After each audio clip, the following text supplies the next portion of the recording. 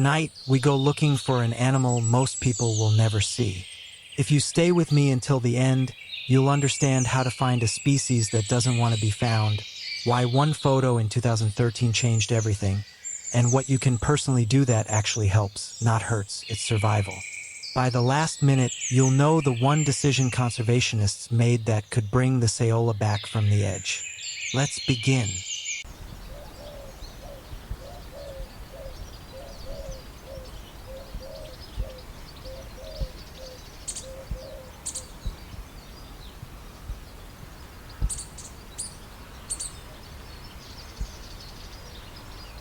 In a rainforest where mist braids through rattan and rhododendron, a single hoofprint cools in the mud and vanishes with the next rain. For 30 years, that's how the Saola announced itself. A suggestion, a pattern in leaves, two parallel horn shadows in a blurry frame. Rangers call it the Asian unicorn. Most have never seen one. Few ever will. Somewhere in the Annamite Range, those steep, river-cut mountains threading the border of Vietnam and Laos, an animal we barely know is trying to outlast the wire. Tonight, we go looking not to capture, not to corner, but to understand what it means to save a species that hides by nature and survives by secrecy. The story begins not with a sighting, but with a skull. In 1992, during a biodiversity survey in Vietnam's Vu Quang Nature Reserve, a joint team from the Ministry of Forestry and WWF stepped into a hunter's home and saw something that didn't fit any book. On the rafters hung long, nearly parallel horns, smooth as river stone and dark as wet teak. A year later, science had a name: Saola pseudorix ngettenhensis, a genus all its own. It was the first new large mammal described in over half a century. And immediately, a paradox. We'd identified a species we could barely find. 1992, Vu Quang Nature Reserve, Vietnam. 1993, Saola formally described. There are no Saola in zoos. A handful once captured by villagers did not survive long in care. So the modern natural history of this animal reads like a detective file. A few photographs, a few skulls, scent marks on branches, and stories passed among forest guards. The Saola lives in the tight weave of evergreen forest, where a body can be the same color as shadow. Picture a forest antelope and you'll be close, though the Saola is a bovid in a genus by itself. Both males and females carry elegant, nearly parallel horns, often 35 to 50 centimeters long, like rails of blackened bamboo. White facial chevrons cut across a dark mahogany coat. Along the muzzle, large scent glands leave musky signatures on low vines and saplings. It stands about a meter at the shoulder. It favors the cool edges of mountain streams and the cloistered understory. Its diet is thought to be tender leaves, shoots, and perhaps the salty clays that seep at the base of hills. Much of this is inference, assembled from camera traps, footprints, and the quiet logic of a habitat few people walk without purpose. Horn length, 35-50 cm, male sign and female sign. Habitat, dense evergreen forest, stream margins. A scientist once said the Saola keeps its counsel. If you see one, the wisest thing you can do for the species is keep yours, too. How many Saola remain? No one can say with certainty. The IUCN Red List classifies the species as critically endangered. Expert estimates suggest there may be fewer than 250 mature individuals, and possibly under 100 in total. But the figure that truly matters is the trend, downward. The greatest threat isn't a predator that evolved with the Saola. It's a loop of bicycle cable. Across Laos and Vietnam, millions of cheap wire snares are set to catch anything with meat or monetary value. They don't select for species, and they don't stop working when the hunter goes home. For a naturally rare animal, snaring turns chance into a gauntlet. In some protected areas, ranger teams have pulled tens of thousands of snares in just a few years, only to return and find new lines threaded through the same gullies. Poverty, market demand, and porous forest borders make the math brutal. And yet, every snare removed is a day returned to the forest. For 15 years, there were no confirmed images. Then, in 2013, a camera trap in central Vietnam blinked at the exact right heartbeat. A dark body following a stony streambed, two parallel horns gliding past, there and gone. That single frame electrified conservationists. It did not tell us where to go next so much as it proved we should keep going at all. Proof of life changes morale. It changes funding.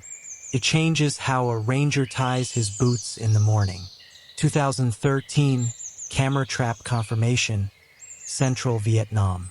Since then, search teams have refined how they listen for a creature they may never meet, reworking camera placement, testing environmental DNA from streams, even analyzing the blood meals of leeches for traces of Saola DNA.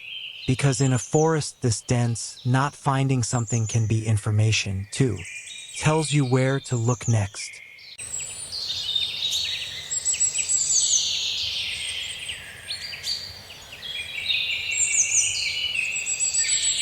Saving the Saola is a race with two lanes. Remove snares now, and build a safety net in case the wild population collapses while we search. In 2006, the IUCN Saola Working Group formed to coordinate field teams, governments, and NGOs across borders. Patrols work ridge by ridge, dismantling hunting camps and talking with villages about the cost of an empty forest. At the same time, Vietnam has laid the groundwork for a dedicated conservation breeding center for elusive Annamite ungulates inside Bac Mon National Park. No one wants to take animals from the wild. But with numbers this low, a carefully run safeguarding program, if individuals can be located and safely translocated, may be the thread that holds until forests are safer. Saola Working Group, IUCN SSC. Bac Mon National Park, planned safeguarding hub. This is not a story of quick victories. It is the slow courage of repetition. Patrol, remove, return, listen, test, move the camera 3 meters, try again. Some days the only sign you're winning is the absence of sign. No wire brightening under a leaf. No ash from last night's camp. The Annamites are an arc on a ridgeline. The large antlered muntjac, the Annamite striped rabbit, the Annamite crested argus, each pushed toward the same edge by the same wire. When snaring falls, these ghosts return to film. When it rises, the forest goes quiet. So saving the Saola isn't a single species project. It's a neighborhood watch with global stakes. Clear one valley of snares and you protect a suite of endemics that evolved nowhere else on Earth. The Asian unicorn is a flagship not because it is fanciful, but because everything around it depends on the same fix. End the snaring crisis and give the forest time.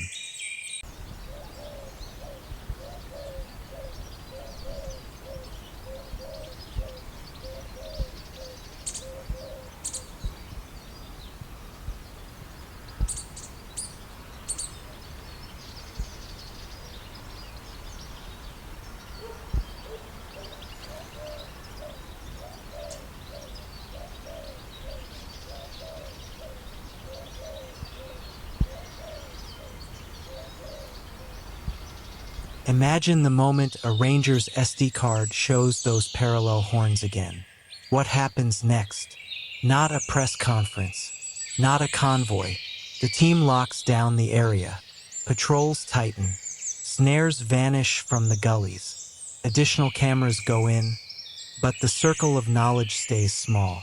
Because in a landscape where a photograph can become a price list, secrecy becomes ethics. To protect the Saola, you protect its privacy. There's a human humility in that choice, accepting that we might save something we never personally see. Conservation, at its most honest, is an act of faith joined to a ledger of actions.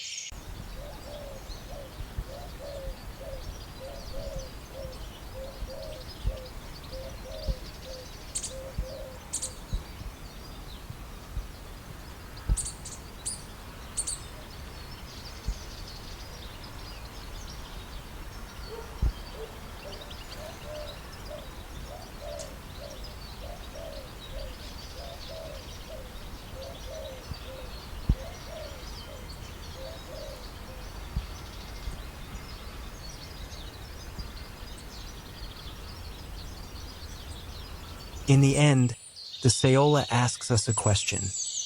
Can we care for a creature that will never trend, never pose, never let us in? Somewhere in the Annamites, parallel horns still part the undergrowth. If we are patient enough for long enough, the next time the forest offers a glimpse, it won't be the last.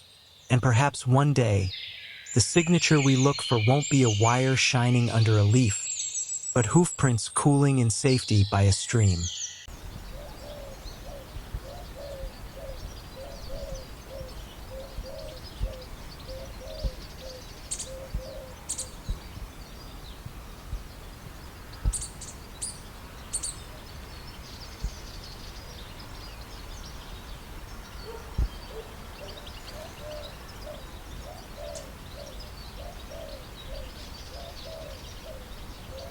If this story moved you, consider supporting the ranger teams and local communities working across the Annamites to end the snaring crisis.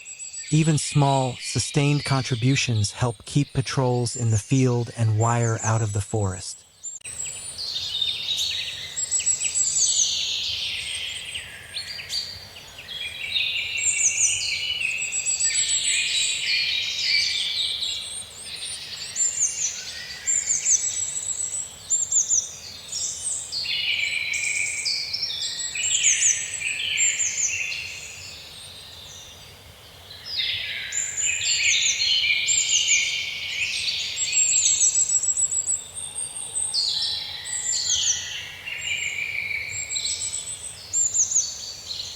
Somewhere in the Annamites, two parallel horns still part the undergrowth.